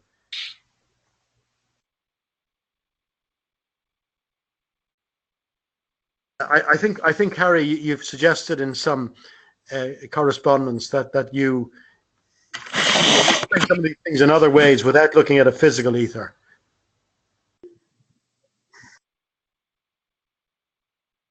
That's a question for you, Harry. Is that right? You there? Because certainly he doesn't like some of my suggestions about what the ether is. I have a Yours is very practical. Yours would be much more practical than mine. You may be right, but I would hesitate at this stage to, go along with you. But I would say your system is very materialistic, and I would say, well, Harry's isn't the least. It's at the other end. I'd probably be somewhere in between. Or I'm, if you like, I'm just being hesitant in looking at its characteristics at this stage. Yeah, as a materialist, I totally answered that question by saying, yeah, if we think that electromagnetic waves are similar to sound waves, then we know that the sound waves do definitely have a particulate matter medium in which they run in. So I would have to say that the electromagnetic waves must have a similar matter particle, which has yet to be officially discovered, whatever it is. So it could be. The problem boils down to that nobody's ever been able to make a measurement that would prove the existence of this so-called light medium ether.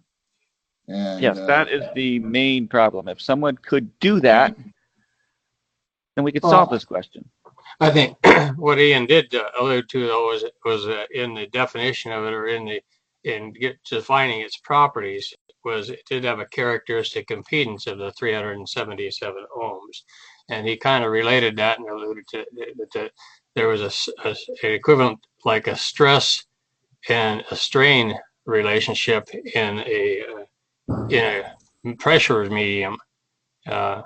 But if there's a strain, it's actually there would actually be a tension characteristic to it in order for there to exist a strain.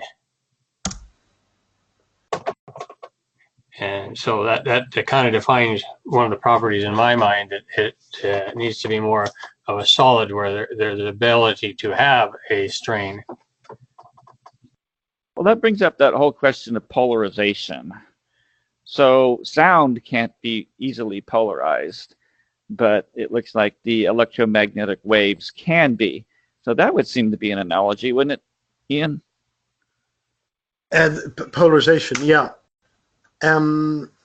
Just before coming to that, in case I forget, may I just get back to your point? I would say entrained ether, not contradicted by aberration.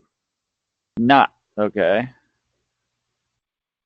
Because I've always been confused about the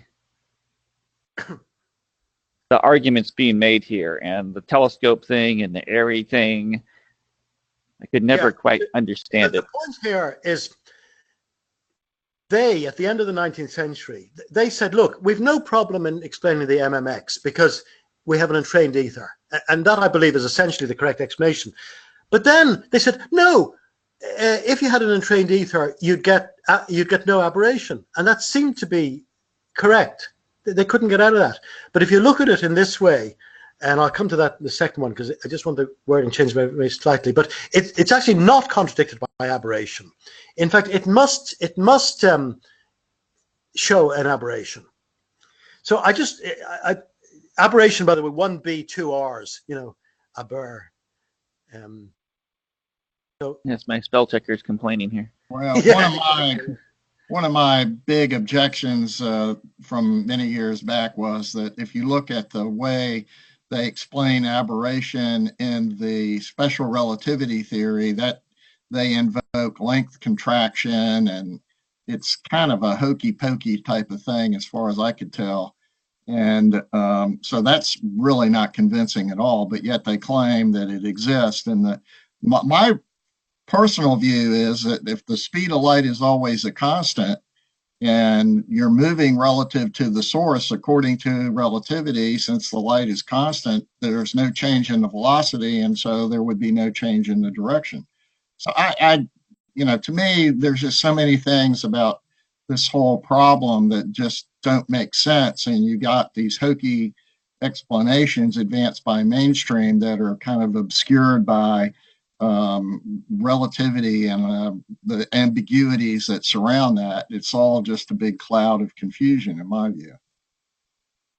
Well, in fact, the aberration of close binary stars that have an orbit of less than a year totally contradicts relativity.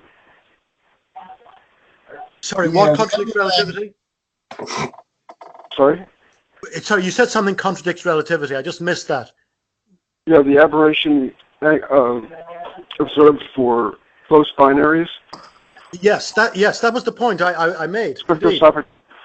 Yeah, I'm sorry, I didn't hear the whole discussion. So. Yeah, totally. I don't know how they get out of that. Quite honestly, because as Harry said about dismissal and all that. They just give the equations as if they were totally reciprocal. Yeah, if you look at there's an article in Galileo Electrodynamics by Howard Hayden back in the 90s that just completely destroys relativity from that observation. That relativity would predict much greater aberration angles than are observed. Well, if you've got very fast-moving stars, though, you have to have a very strong, intense gravitational field. That both of those. It has nothing to do with gravity. It's just and they're not that close. It may or may not have something to do with gravity. I mean, there's a lot to, because you do have a different gravitational field. If you look at aberrations and you look at, if you were to extend the strong gravitational field to a black hole, you're not going to be able to detect aberrations whatsoever of two objects moving within that black hole, because your signal to noise ratio is 0. You don't see any signal. So if you make it a little less mild where it's not a black hole and you make it a strong gravitational field, your aberration could be minimized. The characteristic of your aberration could be minimized when you're coming out of a very strong gravitational field region. That's just a suggestion, not a prediction. Yeah, it's what we observe, the aberration that we observe. It's based on the fact that with relativity, whether it's the source or the receiver that's moving, it shouldn't matter. But in this case, we've got the sources moving fast enough to show that it does matter. Ian, I don't know whether you paid much attention, but there's this big long thread of messages that's called relativity that has been going on. And my understanding is that is, how should I put this? The issue is, why doesn't the motion of the Earth around the sun show up in the GPS system? The GPS system doesn't take that into account at all. And there's a discussion going on about why that is. Do you have a view or opinion or comment on that? Do you know what I'm talking about? Yeah, I'd like to comment on that, Harry. Just let me point out Franklin first. The second one is, I prefer something like aberration is counteracted by refraction effect. Or can be by refraction. That would be more accurate. Yeah. Well, I feel a bit churlish about this, Harry, because I do glance at all those emails. I've seen them. There are various threads. Relativity is one of the ones that I'm looking at more than, say, something about Ian Montgomery. But, I see them all coming in. And I don't know if I'm lazy or churlish. I just... I remember making a suggestion to Glenn Baxter once that nobody should be permitted to send more than one email a day. And he said, well, I could enforce it or something. But, I see people sending an email, and then 2 minutes later, there's another email. So I might have 5 emails. And I just find it upsets my head. I just find it very difficult to get around. But I have been glancing at the emails. And if there's anything really striking, I do maybe respond to it. But you'll say that's not very much. I wrote recently, and I think I wrote at Christmas time another one. But there are points which are quite pertinent to some of these points. And had I been not so lazy and maybe taken part in those email discussions, I could have raised some of those points here. Now, one point you have here, which I thought was very interesting. So you were saying that the cosmic redshift of starlight, that sound has an analogy to that? Yes, because you remember this dissipation factor K. You just look, divide it in Article 34 of Rayleigh's. He has its 4/3 new omega squared over c squared, and therefore you find that it dissipates. The wave like at a very high frequency. Does it actually shift in frequency? Because I can understand dissipation as being a reduction in amplitude, but I wouldn't say, that's very different than from an actual shift in frequency.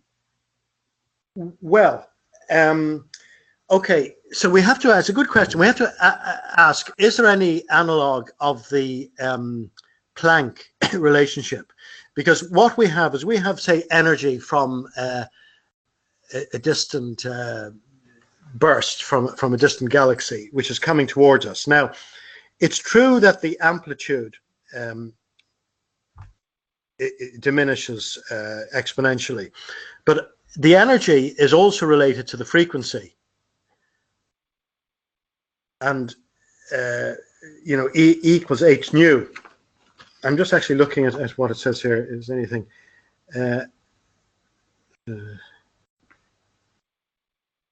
amplitude, yeah. Well, that's the photon viewpoint. That's correct, and people might say, "Oh, you're mixing things up," but I don't have a problem with relating quanta of energy coming towards us and their frequency. I might have some problems with more detailed quantum mechanics, you know, and all this questions of changing observations and, you know, again, Schrodinger's cats and things being alive and dead and all that, these paradoxes. But I mean, I am relating the energy, which is related to the amplitude. It's actually the amplitude squared, because you have the amplitude E and you have the amplitude H, and it's basically the product of those two, which is giving you the effective energy. So I do relate that to the frequency. That's right, and therefore I get a redshift, because the energy is. I see we're kind of running out of time here, and so I'd like to broach one of my favorite topics, which is philosophy of science, and which I view as kind of a basis for you making judgments about what you believe or don't believe is true. Could you sort of say a little bit about what you believe about philosophy of science and what constitutes scientific method and something that's true? Do you understand what I'm getting at? I'll try to do that. I do think it's important to have some base criteria, Harry, and I'll try to give my own. But just en passant, I think maybe like people like Robert Bennett, you know, he's actually deeply thinking about these, but he's putting a too prescriptive list of you know, about 25 ideas which seem to be innocuous. Oh, you'll have to agree they're pretty good postulates, but it's almost setting the rules before we've actually started. I think a lot of those will come out during the process, rather than saying, I won't speak to anybody who doesn't agree with these, you know. So I probably wouldn't agree with most of his. I certainly wouldn't agree to accepting them before entering into a discourse. But let's say, well, to me, here's something that might be a bit novel, Harry. I know that on the email threads, which you've been asking me, have I been looking at, there's been a discussion of some of this and the relationship of philosophy to science. Well, I view philosophy as being quite valid, but I view philosophy as being tasked with asking the questions primarily, and science with being tasked with answering the questions. Now, that may be a slightly different way of looking at things. So what we need to do is we need to have a very, very open mind and ask questions about the most obvious things, you know, whether what our eyes see is correct, and whether we're dreaming things, or whether we really exist, and empiricism and so on. We ask all these questions. And then we resort to the scientific method. Now, I have said before, and I hope this isn't too trivial, but I have said before that one should be very, very slow to formulate theories and hypotheses. You know, it's the old Sherlock Holmes system that he says he doesn't engage in theorizing until he has exhausted the collection of data. Because if you have absorbed some, if you've got some data and then you formulate a theory too early on, it tends to bias any data that you obtain later. What you do is you interpret them in terms of the theory already enunciated by you. So, you know, it's better, we're all human, and we all probably do that to some extent, even though we say the scientific method is not like that. It's totally objective. We take an hypothesis, we test it, and then we see whether it is so. But one of my objections to modern science is that it is the antithesis of this. It just goes into an ivory tower. It actually advocates us going into an ivory tower, formulating any sort of most ridiculous ideas that come to the mind, and then doing a panoply of experiments to see are they true or not. Well, I think you should just do experiments, see how the world works, be very cautious about introducing theories.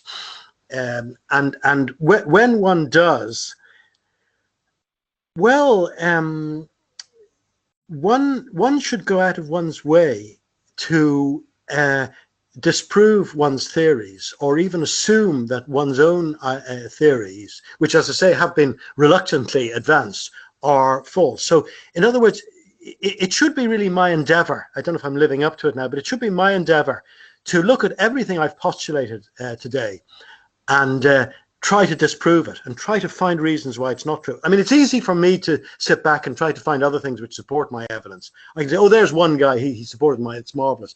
And we tend to do that. So we should always, this is the Karl Popper business, I suppose, about falsifiability. So I don't know if that's sufficient for you, Harry. I mean, basically just have as few postulates as possible.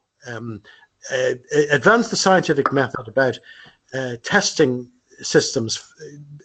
The test must be capable of disproving the tenet as well, and be very, very slow to bring in theories. All right. Well, I think that's great. Giving us your thoughts on it. Yep. Thanks for your thoughts, Ian. Yeah, thank you, Harry. And I'm finding the emails interesting, even though I'm mainly a spectator, but I am interested in looking at them. All right. Well, we need to wrap things up, so I think that'll be a good wrap up to our science chat with Ian Cohen. Thank you, Ian, for presenting today and bringing us your ideas. And there's some food for thought. There's a lot of things here that might be traveling faster than the speed of light, which might be interesting to people. So that will do it for this week. And once again, I invite anyone else who has some ideas that they want to bring to the science chat to bring them. But that will do it for this week's episode.